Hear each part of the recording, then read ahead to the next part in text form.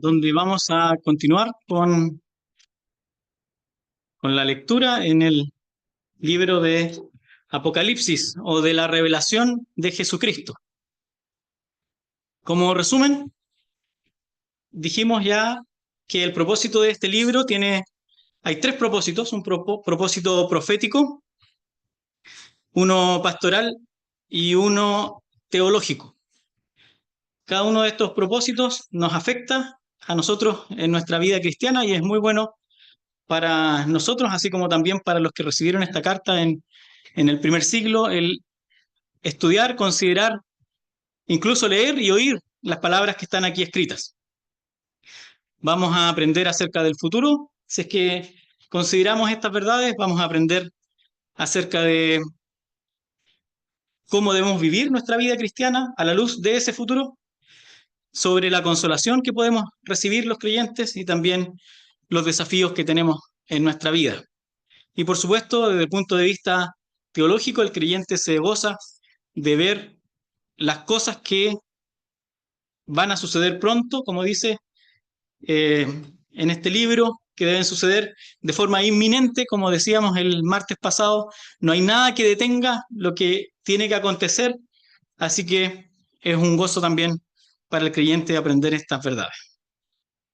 Un versículo clave que lo vamos a ver el día de hoy es el versículo 19 del capítulo 1, donde se expresa una división de este libro, indicando las cosas que has visto, las cosas que son y las cosas que han de ser después de estas.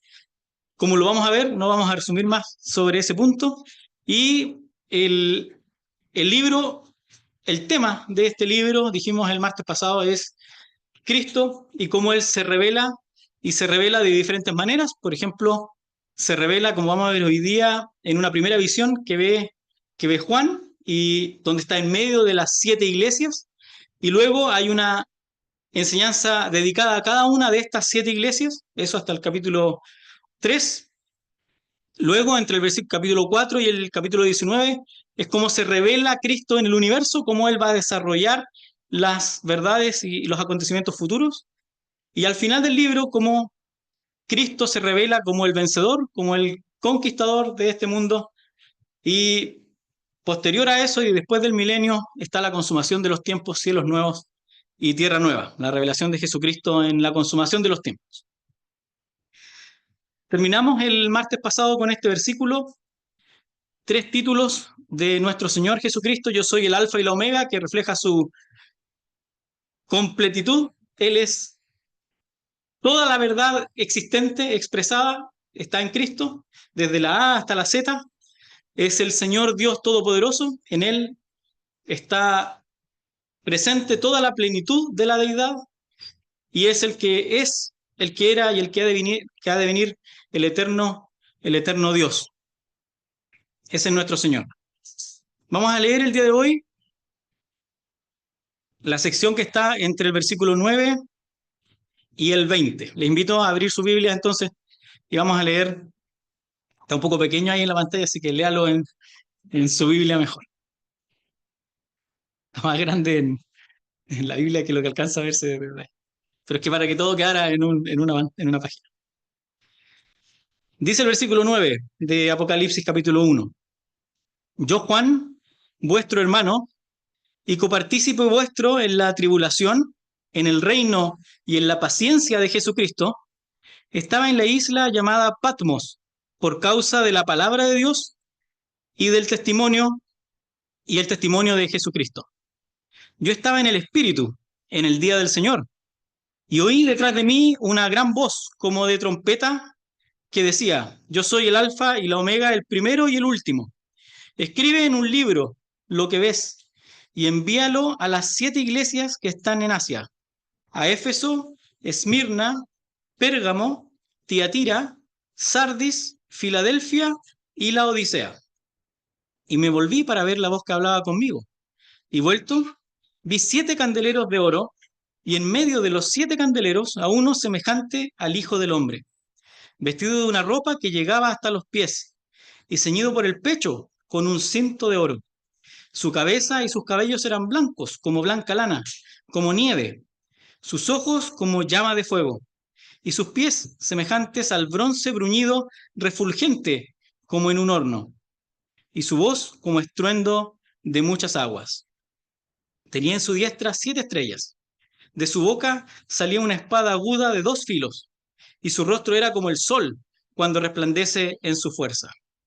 Cuando le vi, caí como muerto a sus pies, y él puso su diestra sobre mí diciéndome, no temas, yo soy el primero y el último, y el que vivo, y estuve muerto, mas he aquí que vivo por los siglos de los siglos. Amén. Y tengo las llaves de la muerte y del Hades. Escribe las cosas que has visto y las que son, y las que han de ser después de estas. El misterio de las 7 estrellas que has visto en mi diestra y de los 7 candeleros de oro. Las 7 estrellas son los ángeles de las 7 iglesias y los 7 candeleros que has visto son las 7 iglesias. Hasta ahí en la lectura. Tenemos aquí, lo podemos dividir, este pasaje en 2 secciones y un apéndice, o una explicación. En la primera sección, del versículo 9 al 11, está Juan como protagonista. Y luego, desde el versículo 12 al 18, está Cristo en medio de los 7 candeleros. Y termina con un mandato a Juan a escribir y con una explicación de un misterio que afortunadamente lo tenemos directamente explicado en el último versículo de esta sección. Así que partamos por Juan. Ya dijimos en los martes anteriores que Juan es el autor, el escritor de este libro. La forma en que él se expresa, ya lo dijimos, es bastante simple, no tiene mayores, no se asigna mayores atributos, no dice yo Juan el apóstol, el que estuve recostado al lado del Señor, sino que simplemente yo Juan. Tampoco se pone por sobre el, por sobre sus lectores o los que iban a recibir la carta, sino que dice yo Juan, vuestro hermano. Esto es muy importante, porque si hay alguien al que nosotros pudiéramos elevar, si hay algún creyente al que nosotros pudiéramos querer ensalzar, es Juan. Juan es uno de los, en primer lugar, es el ser humano que estuvo más cerca del Señor en vida. Estuvo recostado al lado del Señor. A Juan se le revelaron cosas que a ninguno de nosotros se nos ha revelado. El mismo libro que estamos estudiando. Incluso en vida vio al Señor glorificado cuando se transfiguró. Juan seguramente sería un anciano quizá de la iglesia en Éfeso donde se congregaba o de alguna otra iglesia. Era un apóstol. Entonces nosotros pudiéramos querer elevarlo y querer ponerlo como principal. Pero él, y esto es lo primero que se puede destacar en este versículo, dice, vuestro hermano. Yo soy un creyente igual que ustedes, soy su hermano. Y esta es una característica que se observa en todas las escrituras. Los creyentes, no hay distinción de nivel en los creyentes, somos todos hermanos al mismo nivel, no hay jerarquías. Las iglesias que ponen jerarquías, otras denominaciones, se equivocan al querer poner liderazgos o personas más importantes que otras dentro de la congregación. Juan, que pudiera ser uno de los más importantes, se considera vuestro hermano. Incluye la palabra copartícipe, porque, y esta palabra es muy interesante, porque lo que dice es que él no solamente es hermano de los que van a recibir esta carta, este libro, sino que además comparte con ellos, ha participado con ellos en diferentes cosas. ¿En qué cosas? En la tribulación, en el reino y en la paciencia.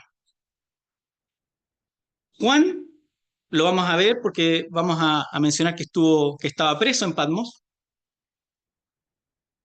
pero no hay duda que Juan y que los creyentes que recibieron, que oyeron y que leyeron estas palabras en el primer siglo, sufrieron tribulación.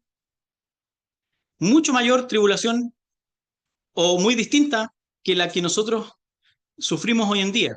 Ellos eran perseguidos, eran tomados presos y eran muertos.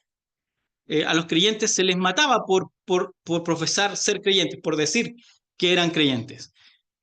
A eso se refiere con la tribulación.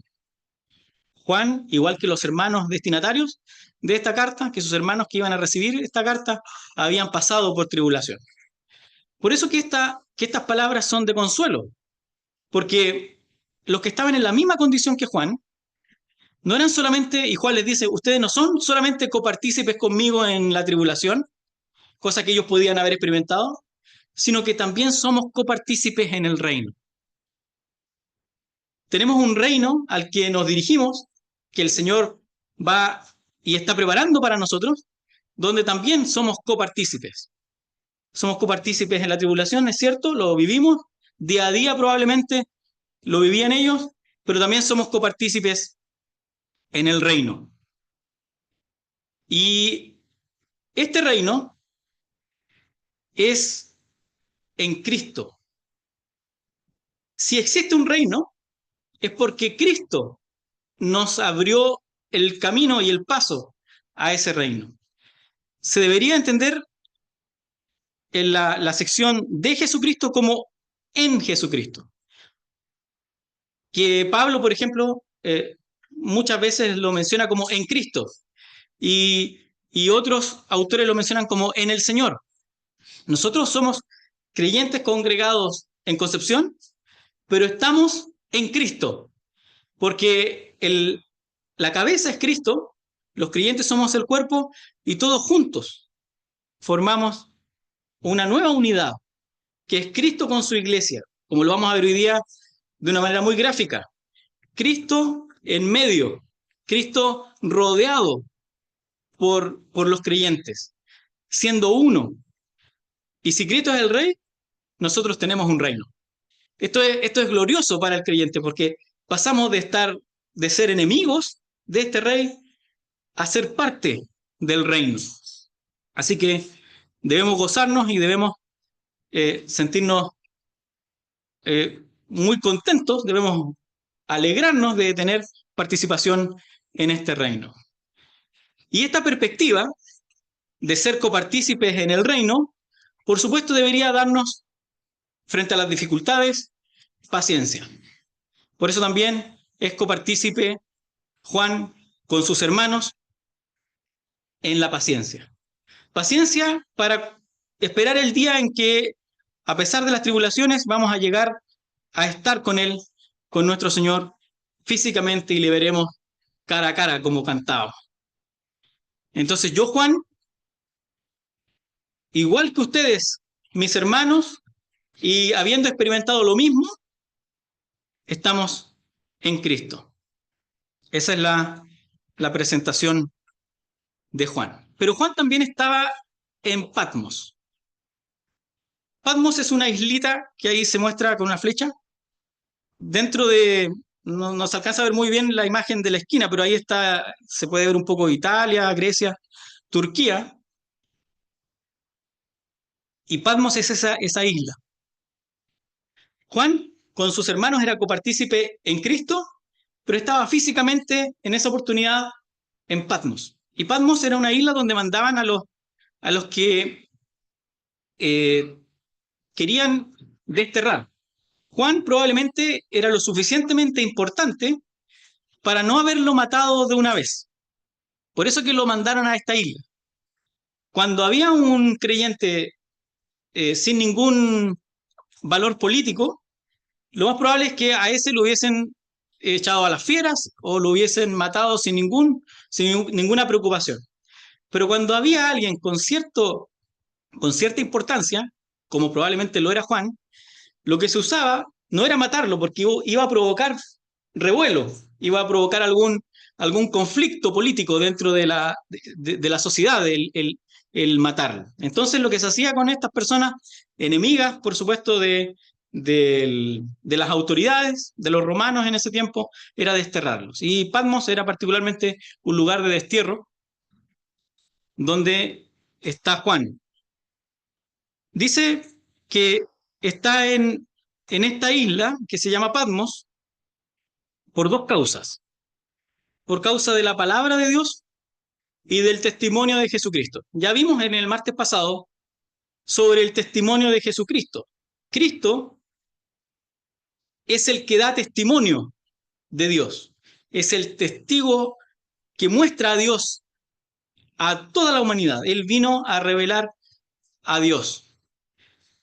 Juan, como discípulo, como creyente, revela y habla acerca de ese testimonio, que por supuesto también es la palabra de Dios mismo. La palabra de Dios y el testimonio de Jesucristo son las causas por las cuales Juan está preso, desterrado en esta isla llamada Patmos. Ahí arriba, no sé si se fijó, puse a Éfeso.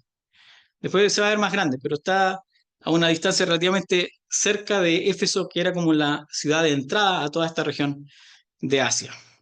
Es un archipiélago donde está la isla donde Juan está preso. Juan está en ese lugar, en Patmos, pero agrega una característica adicional.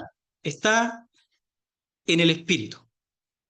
Juan no solamente está físicamente posicionado o en un lugar físico como nosotros estamos en Concepción, pero el creyente tiene la posibilidad, y era la realidad de Juan, de estar en el espíritu.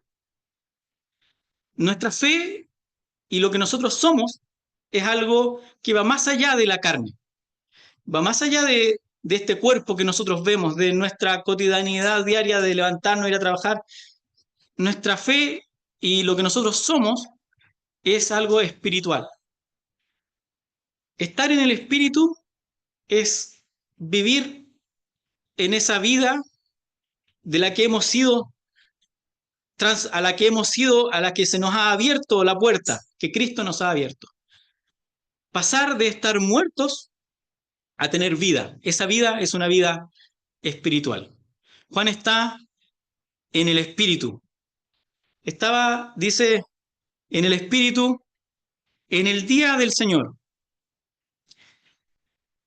Hay algunas dudas o algunas personas que piensan otra cosa, pero lo más certero es pensar que el día del Señor es el primer día de la semana. Una forma de traducirlo sería como el día señorial. Es el día más importante que tenemos. Es un día especial que el creyente debería tener en su vida diaria en este mundo. Juan estaba preso, desterrado, pero aún así, en el día del Señor, él se encontraba en el Espíritu. ¿Estaría con otros creyentes presos? No sabemos. ¿Estaría orando? ¿Estaría meditando en las cosas del Señor en este día del Señor? Hay algunos que piensan que podría referirse al día del Señor que encontramos en Tesalonicenses, donde el Señor se va a revelar, pero no tiene mucho fundamento. Es más confiable y en el contexto del pasaje que este es el día señorial o el día domingo. Nosotros tenemos ese día y esta es una lección también para nosotros. Darle la importancia que tiene el primer día de la semana, el día del Señor. Un día en que probablemente de a poco hemos ido quitándole la importancia, lo hemos convertido en un día igual que cualquier otro, a pesar de que nos reunimos por la mañana, el resto del día lo pasamos y lo aprovechamos para hacer muchas otras cosas que no tienen mucho que ver con la vida cristiana y con la importancia que tiene ese día para el creyente. El día del Señor, el día domingo, el primer día de la semana, es un día importante. Es el día en que celebramos la cena del Señor, es la misma idea del Señor, la cena del Señor, el día del Señor, y es un día que todo debería girar en torno al Señor. Acabamos de decir que estamos en Cristo, en el Señor. En ese día eso debería manifestarse en nuestras actividades diarias, en nuestras acciones. es el día del Señor. Es el día que usualmente se ha utilizado para predicar el Evangelio, para salir a predicar el Evangelio. Es tan importante ese día que es feriado en nuestra sociedad occidental. Démosle la importancia que ese día tiene. Juan estaba en el Espíritu en el día del Señor. Y en esa situación, en el Espíritu, en el día del Señor, oye una voz. Esta voz dice que es una gran voz como de trompeta. No sé si le ha tocado participar en algún concierto de instrumentos de viento. A mí me tocó tocar en una orquesta de vientos, porque toco un instrumento de viento. Y es imposible que pase desapercibido. Si hay instrumentos que pueden tocar bajito, que pueden tocar piano así suavecito, esos no son los instrumentos de viento. Las trompetas y todos los instrumentos de viento suenan muy fuertes, aunque usted los quiera tocar despacio. Imagínese si a propósito los quiere tocar fuerte. Esta era una voz que sonaba tan fuerte que no podía pasar desapercibida. Juan estaba en el espíritu cuando escucha esta voz. Escucha una voz fuerte, una voz potente, una gran voz. Y esta voz decía, escribe en un libro lo que ves. En nuestra versión también está que decía, yo soy el alfa y el omega, el primero y el último. Sin embargo, algunos eruditos piensan que esta frase no está aquí. De hecho, algunas traducciones, si usted revisa varias versiones de la escritura, omiten esa parte del versículo. Eso nos hace pensar, un análisis del texto, que esta voz no necesariamente es la voz de Cristo, que es el que se revela más adelante, sino que es la voz del ángel. Juan, durante el libro, va a escuchar la voz de un ángel que le dice que escriba, que le anuncia cosas, que le dice que ponga atención en ciertas cosas.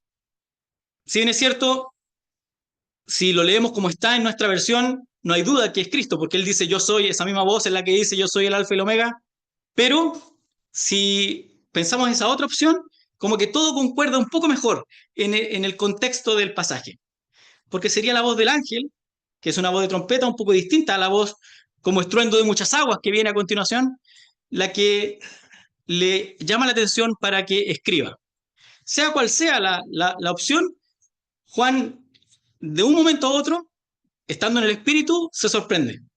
Y resulta que estaba mirando para el lado equivocado, porque dice, me volví. Juan aparece en el día del Señor y justo quedó mirando para un lado que no tenía que mirar. Tenía que darse vuelta para mirar lo que realmente tenía que observar. Antes, la voz le dice que escriba en un libro lo que ves y que lo envíe. Esto que él iba a escribir, que es el libro de la revelación de Jesucristo, tenía que enviarla a 7 iglesias que están en Asia. Y estos son los destinatarios de este libro. Resulta que esto, en palabras del Señor, que están más adelante, resulta ser un misterio. Es un misterio. Porque nosotros nos podríamos preguntar, de hecho, ¿por qué esas 7? ¿Por qué no las otras que estaban en la zona? No es que hayan sido las únicas 7 iglesias que existían ahí. Tenemos evidencia de que habían otras en la misma región. Pero Cristo eligió estas 7. Entonces, el hecho de que sea un misterio nos muestra que hay algo más en estas 7 iglesias. No es solamente 7 iglesias destinatarias de este libro, sino que hay algo más. Estas 7 iglesias son Éfeso, Esmirna, Pérgamo, Tiatira, Sardis, Filadelfia y la Odisea. Y ahí le puse un mapa para que las podamos ver en la región. Están orientadas como formando van como en el sentido de las agujas del reloj. Cuando los destinatarios van en ese orden, está primero Éfeso, Esmirna y así hasta la Odisea. Esto es Turquía el día de hoy y se entra a toda esta región por Éfeso y las rutas seguían por diferentes caminos, pero también habían caminos intermedios que pueden ir de Éfeso a Sardis, por ejemplo. No es que uno tendría que obligatoriamente seguir este camino de iglesias. Así que el orden elegido es un orden que escogió Cristo, que es el que revela este misterio, y hay algo más. Por eso y eso lo vamos a ver al final, que pudiera ser lo que hay más en estas 7 iglesias. Pero en lo que tenemos hasta aquí, estas 7 iglesias que existían en esta región de Asia fueron los destinatarios, eran a los que tenía que enviarse estos escritos que vamos a empezar a ver a continuación. Eso fue lo que dijo la voz.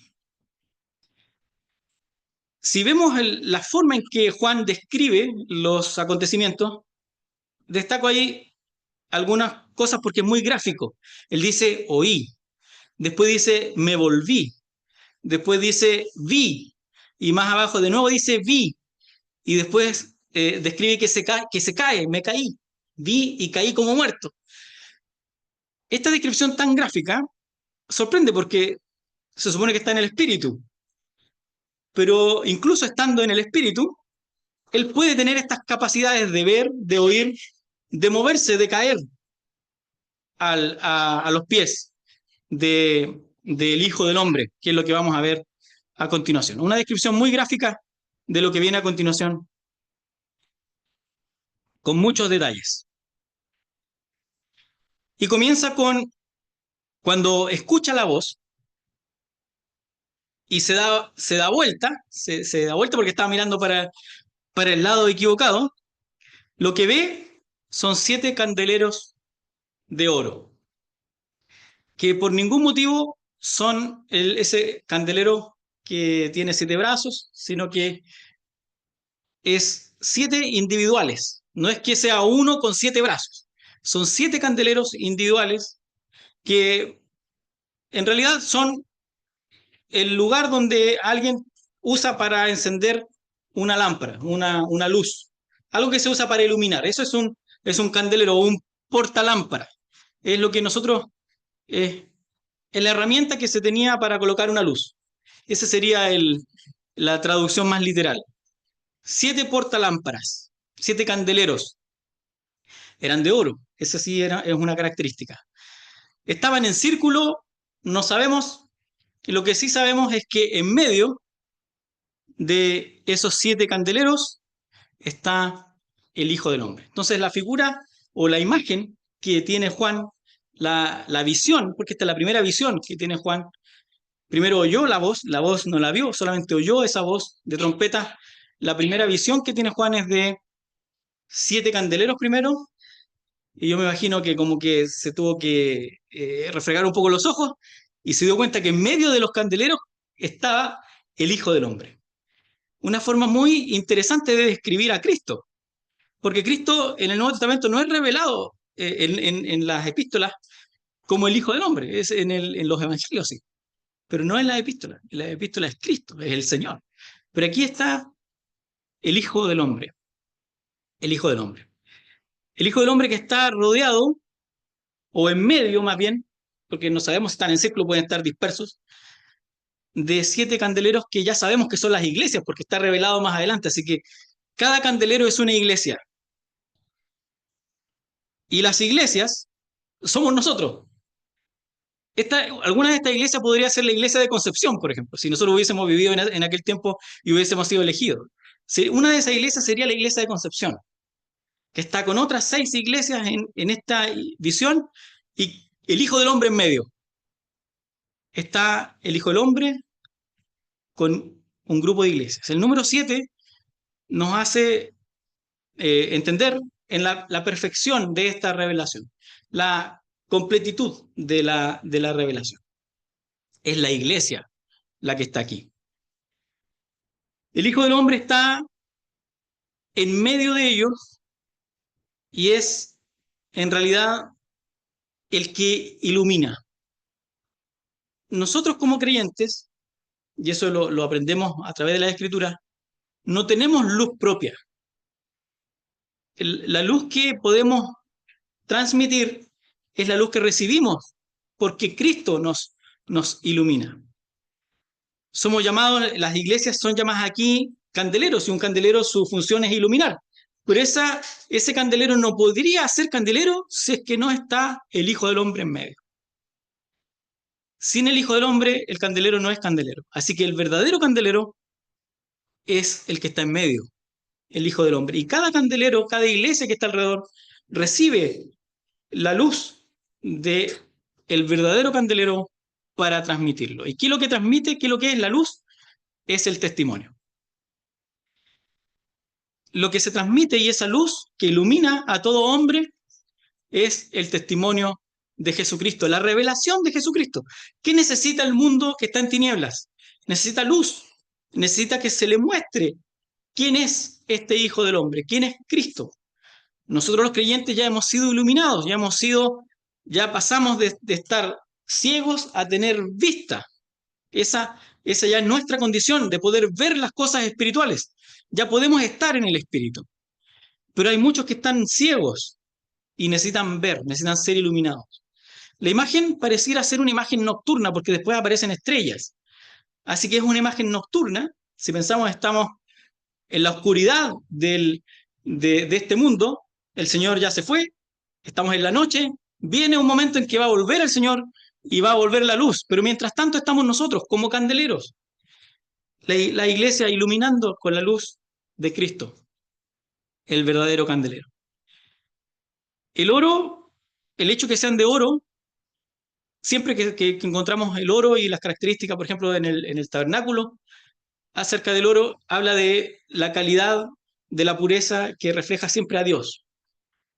Estos candeleros, como son reflejo del verdadero candelero que es Cristo, tienen que ser de un material divino y tienen que ser de la misma naturaleza que es Cristo, que es Dios. Nosotros somos como creyentes de la misma naturaleza que Cristo.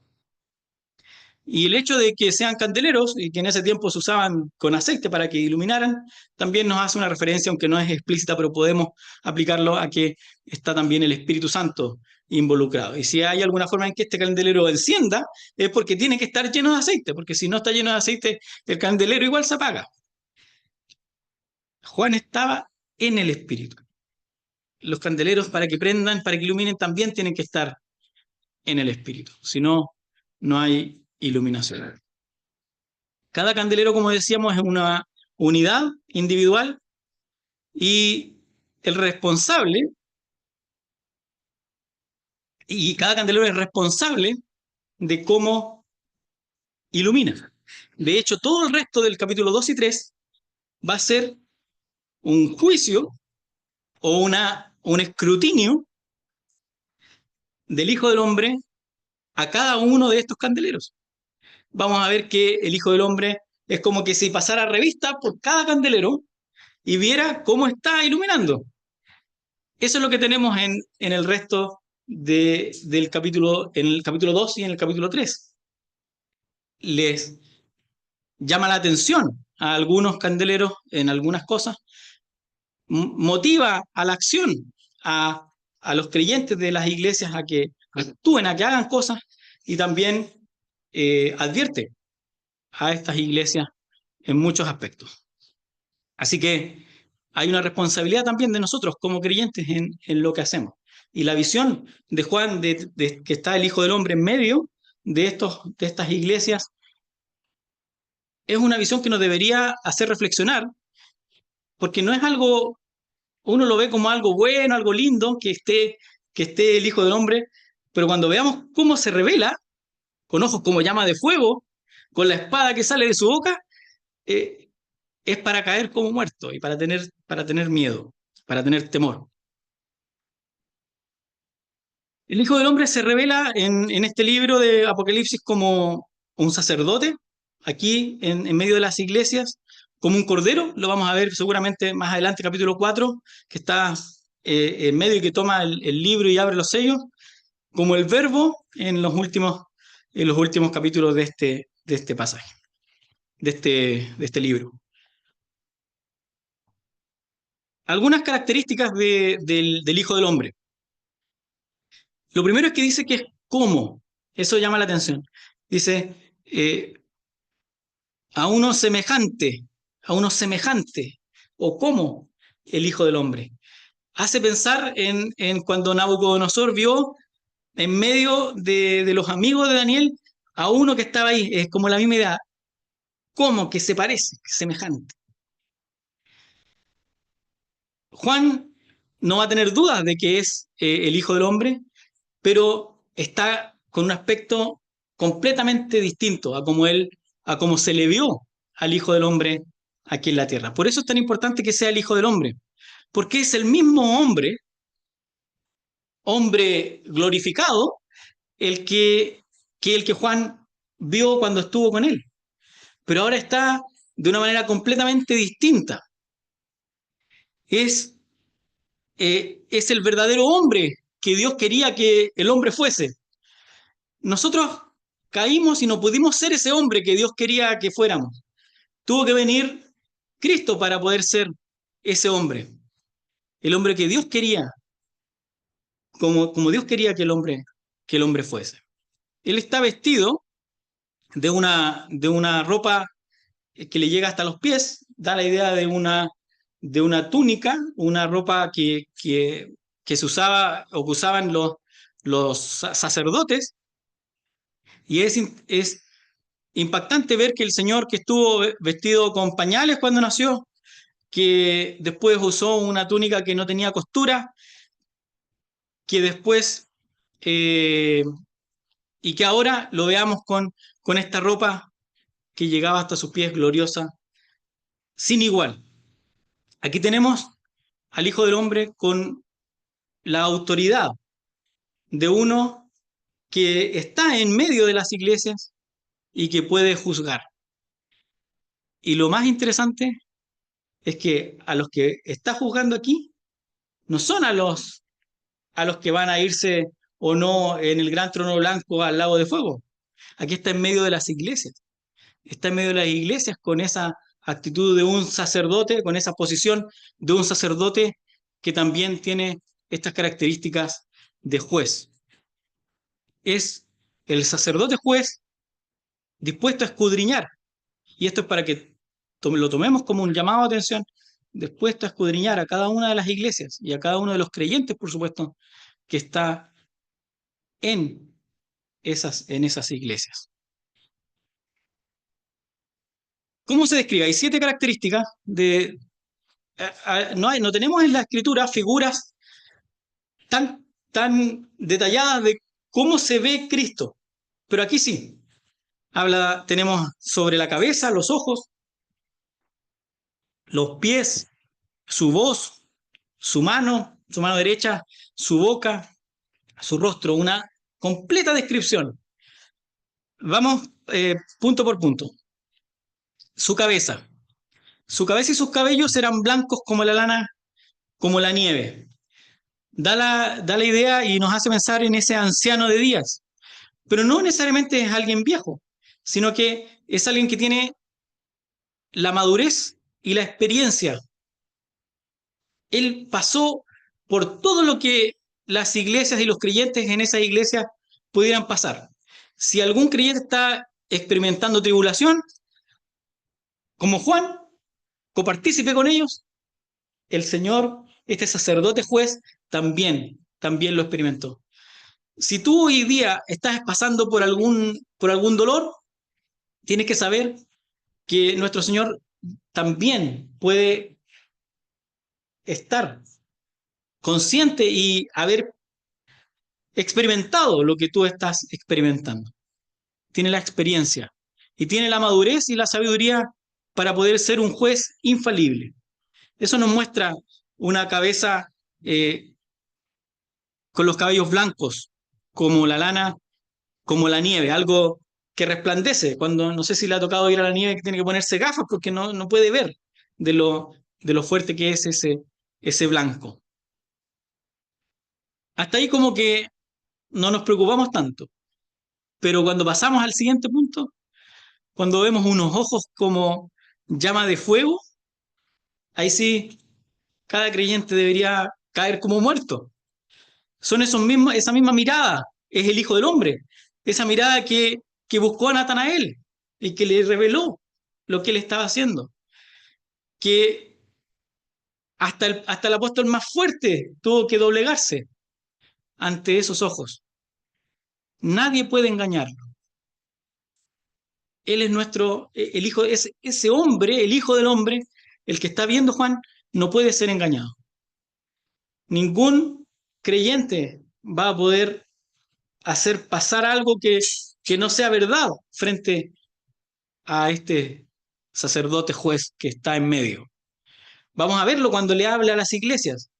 Son enseñanzas que van directamente a nosotros, muchas, sobre cómo debemos comportarnos y vivir nuestra vida cristiana. Él está con ojos como llama de fuego. Es para tener respeto. No es una mirada como cariñosa, es una mirada que escudriña hasta lo más profundo de nuestro corazón. Esa es la mirada del Hijo del Hombre. No puede ser engañado. Sus pies son como bronce bruñido, refulgente, como si estuvieran saliendo del horno. Este material, dicen los expertos que esta palabra es la que se usaba para construir piezas de las armaduras, esas piezas relucientes que usaban los soldados importantes. Así un latón fino, súper pulido, como si estuviera saliendo del horno. Y nos hace pensar en los pies del Señor, por donde anduvieron, todo el camino que tuvo. Fueron lavados y enjugados por algunas mujeres. Esos pies fueron traspasados, pero ahora esos pies están firmes y están de pie en medio de los candeleros. El Hijo del Hombre está en medio de su iglesia. ¿Y qué decir de su voz? Si los ojos nos infunden temor, imagínense la voz. ¿Le ha tocado estar al lado de una represa o de una cascada en Los Ángeles, por ejemplo? Y ese sonido, un sonido que nadie lo puede igualar, porque aunque usted quiera hablarle al que está al lado, no le escucha, porque el sonido de las aguas es mucho más potente. Nada puede ir en contra de ese sonido. Es irrefutable su voz. Cuando él dictamina un juicio, nadie le va a poder contradecir. Nadie se va a poder defender. En silencio van a tener que acatar. Vamos a tener que acatar sus designios. Y en su diestra hay 7 estrellas. La diestra refleja la posesión, la autoridad también y el control. Vamos a ver enseguida este misterio de las 7 estrellas, que son ángeles. Vamos a ver qué significan rápidamente esos ángeles ahora al terminar la sección. De su boca sale una espada. Esta es una espada, no como la espada que se usaba para la guerra, cortita y que tenía que ser ágil. Esta es una espada grande, larga, que tienen los poderosos. Es la palabra de Dios. Y el Hijo del Hombre aquí, con la palabra de Dios, es invencible. No hay nadie que pueda ir en su contra. Y su rostro, como el sol. No como el sol del amanecer que podemos mirar, ni el del atardecer. Es como el sol cuando resplandece en su fuerza, un sol que nadie puede ver. Trate de ver el sol. Así es el rostro del Hijo del Hombre. Él es inalcanzable. No podemos estar a su nivel. Y es Él el que está en medio de su pueblo, de los candeleros. ¿Nos imaginamos en nuestro día a día al Hijo del Hombre, a Cristo así? Quizás deberíamos, para tener más temor, para caer como muertos como lo hizo Juan, para poder tener cambios en nuestra vida, en nuestro actuar como creyentes. La mejor figura que pude mostrar, estoy a punto de no poner ninguna, pero ahí está. Es mucho más que esto, por supuesto, pero lo que quiero reflejar aquí es que, ¿qué es lo que pasa después que Juan ve esto? Cuando Juan o cuando el creyente experimenta la verdad de quién es el Hijo del Hombre, lo único que puede pasar es que caiga como muerto. Es lo único que podría pasarnos. caer como muerto, como alguien que ya no tiene la capacidad de hacer nada. Está ahí, como muerto. Esa es la actitud que el Señor quiere de nosotros, que nos despojemos de todo lo que nosotros podamos tener, que sea nuestro. Él quiere que lo dejemos de lado porque todo lo que podemos hacer es lo que Él nos da. Si podemos iluminar, no es por esfuerzos nuestros. Y entonces, ¿qué pasa cuando Juan cae como muerto? El Señor, por así decirlo, deja las estrellas que tenía en su diestra y pone su mano sobre Juan. Tenía las estrellas, los ángeles, y pone su mano sobre Juan y le dice, deja de temer. El Señor nos dice eso, pero Él quiere que tengamos esa actitud, una actitud de temor, que no nos valgamos de nuestras fuerzas.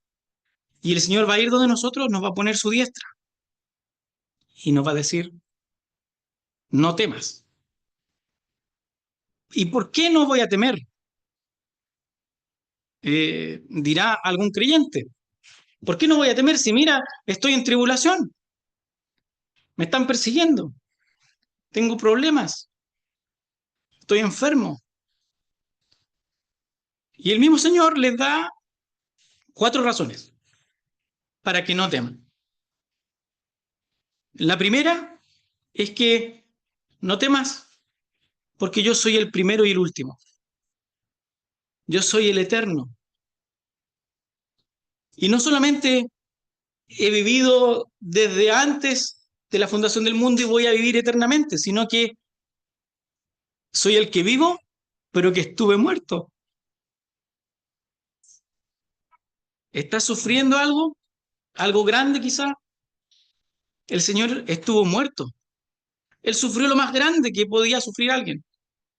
No hay hombre que haya sufrido más que nuestro Señor, al punto de estar muerto, pero vivo. Ahora estoy vivo, pero estuve muerto. Y tú que puedes estar como muerto, cayó como muerto, yo te voy a dar vida y vas a estar vivo para poder hacer todo lo que necesitas y lo que yo tengo para que hagas. Y esa vida no es por un poco de tiempo para que después vuelvas a morir. Esa vida que yo te doy es una vida por los siglos de los siglos, como mi vida. No temas porque yo tengo esa vida que es por los siglos de los siglos. Y no temas porque tengo las llaves, tengo la autoridad. Ya yo soy el que controlo y tengo el poder sobre la muerte y sobre el Hades, que es donde van las almas de los muertos. Ya no hay, le quité ese poder a Satanás que lo tenía. Es interesante que Juan, en su condición espiritual, sigue teniendo características y facultades humanas normales. Eso le permitió poder ver e incluso caer como muerto y sentir la mano. ¿El Señor habría sentido, Juan habría sentido la mano del Señor cuando vivió en esta tierra? Cuando estaba cerca de él, ¿el Señor lo habrá abrazado? Imagínense ahora volver a sentir esa mano, una mano conocida, que le dice, no temas, no temas. Y le dice otra cosa, le dice, después que lo levanta, por así decirlo, para que no tema, le da una orden, y esa orden es que escriba. Escribe. Y llegamos al versículo clave que no podemos estudiar el libro de Apocalipsis sin tener en cuenta este versículo, porque nos ordena las cosas. Y las separa en 3 cosas. Son 3 cosas. Primero, las cosas que has visto. Y las cosas que has visto son las que acabamos de ver, del 10 al 16. Esa imagen de Cristo. Cristo comunicándose. Es Cristo el que quiere hablar, que quiere revelarse. Luego tenemos las cosas que están en los capítulos 2 y 3. Y ahí vemos a Cristo, al sacerdote juez, examinando a las iglesias. Y eso lo vamos a ver seguramente en reuniones posteriores. Y luego, del 4 en adelante, tenemos las cosas que han de ser después de estas. Y si vemos el capítulo 4, versículo 1, sería bueno que lo, que lo viéramos. Dice, después de esto miré, y al final del versículo dice, y te mostraré las cosas que sucederán después de estas. Ahí están, las cosas que sucederán después de estas. Esas están del capítulo 4 en adelante. Así que lo que tenemos a continuación en este libro son las cosas que son y las cosas que sucederán después de estas. Las cosas que has visto las acabamos de describir. Y el pasaje termina con la palabra del Señor, del Hijo del Hombre, explicando un misterio. Lo dice de forma muy simple, pero es bastante complejo poder entender bien qué es lo que es esto. Así que nos vamos a quedar con una idea, pero ahí les voy a dar otras opciones. El misterio, que el mismo Señor dice que es un misterio, de las 7 estrellas que has visto en mi diestra y de los 7 candeleros de oro, es este. Las 7 estrellas son los ángeles de las 7 iglesias. Y los 7 candeleros son las 7 iglesias. Partamos por los 7 candeleros, que es más fácil. Los candeleros, acuérdense que esta imagen es una imagen nocturna, están los candeleros y el Hijo del Hombre en medio, y en su diestra están las estrellas. Los candeleros son las iglesias. De hecho, en los capítulos que vienen están los mensajes a cada uno de estos candeleros o a cada una de estas iglesias. Hasta ahí es bastante claro. Pero la dificultad está en los ángeles. ¿Qué serán estos ángeles que están en su diestra? Y les voy a dejar con esta explicación. La imagen nocturna, con estrellas y con candeleros. Los candeleros están en la tierra, las estrellas están en su mano, pero son estrellas, así que el lugar de las estrellas es elevado, no es en la tierra. El hecho de que sean ángeles, algunos piensan que se refiere a mensajeros, porque la palabra ángel es esa, mensajero, enviado. Pero vamos a ver que las cartas se escriben al ángel de la iglesia. Si lee los capítulos 2 y 3, las cartas se escriben al ángel de la iglesia. Escribe al ángel de la iglesia. Entonces, no es, oye ángel, manda este mensaje a la iglesia, sino que el mensaje se le escribe al ángel. Ese hecho de que el mensaje se le escriba al ángel y que estos ángeles, porque las estrellas son los ángeles de las iglesias, están en la mano del Hijo del Hombre, nos hace pensar que también son las iglesias. Pero son las iglesias en un estado distinto al terrenal, como están los candeleros aquí en la tierra, sino que son las iglesias en un estado celestial. Es la iglesia en su estado no terrenal, lo vamos a decir así. Ese sería el ángel de cada iglesia. Entonces, cuando se le escribe al ángel de la iglesia, se le está escribiendo efectivamente a la iglesia, porque las cosas que se le escriben también son para la vida espiritual y no carnal de los creyentes. Así que las siete estrellas, que son los ángeles, también son las iglesias. Y es una verdad que nosotros como creyentes también estamos en la mano de Cristo y también en la mano de Dios. Así que concuerda con esa visión. Otros piensan que son mensajeros, pero es un poco más complicado tratar de explicarlo. Otros piensan que son ángeles, simplemente que como la respuesta más simple, porque dice que son ángeles entonces, y que habría un ángel, pero eso da a pensar a que cada iglesia tendría como un ángel de la guarda, porque habría un ángel que tiene la iglesia, y no encontramos otros pasajes donde podamos afirmar ese tipo de verdades. Así que los ángeles serían también las iglesias en la mano del Señor. ¿Y esto por qué es un misterio? Para terminar, es un misterio porque la elección de estas iglesias en particular, a pesar de que había más iglesias en el lugar, demuestra cuando hay algo que es un misterio es porque hay algo más que debe ser revelado. Y este más que debe ser revelado es lo que podemos descubrir cuando estudiamos las 7 iglesias y nos damos cuenta que las verdades que están escritas ahí nos muestran una historia de la iglesia en la tierra. Cada iglesia y en el orden que están muestran etapas de la iglesia desde los primeros creyentes hasta los últimos que creemos que somos nosotros, en donde nuestra iglesia que nos corresponde es la de la Odisea, y las advertencias para la Odisea son bastante fuertes. Algún día, algún martes llegaremos hasta ella.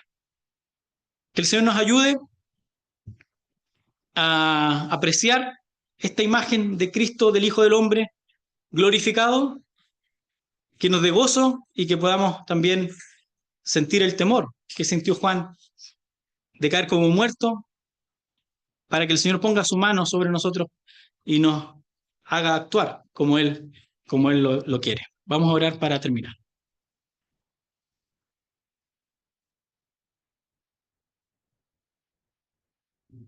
Padre nuestro, te damos las gracias por el Señor, el Hijo del Hombre que está en medio de tu pueblo.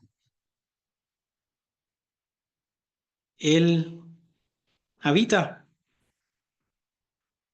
y está presente donde hay dos o tres congregados en comunión. Te damos las gracias porque todo lo que somos, todo lo que podemos hacer, todo lo que podemos planear para nuestra vida no tiene ningún sentido si no es en Cristo. Y te rogamos que tú nos ayudes a tener esta certeza en nuestros corazones, en nuestras mentes, para que cuando obremos también lo hagamos pensando en que Cristo es el que debe actuar, el que debe iluminar estos candeleros. Te damos las gracias por tu palabra y te rogamos tu ayuda para apreciarla y para ponerla en obra. Lo hacemos todo esto agradecidos y en el nombre del Señor Jesucristo. Amén.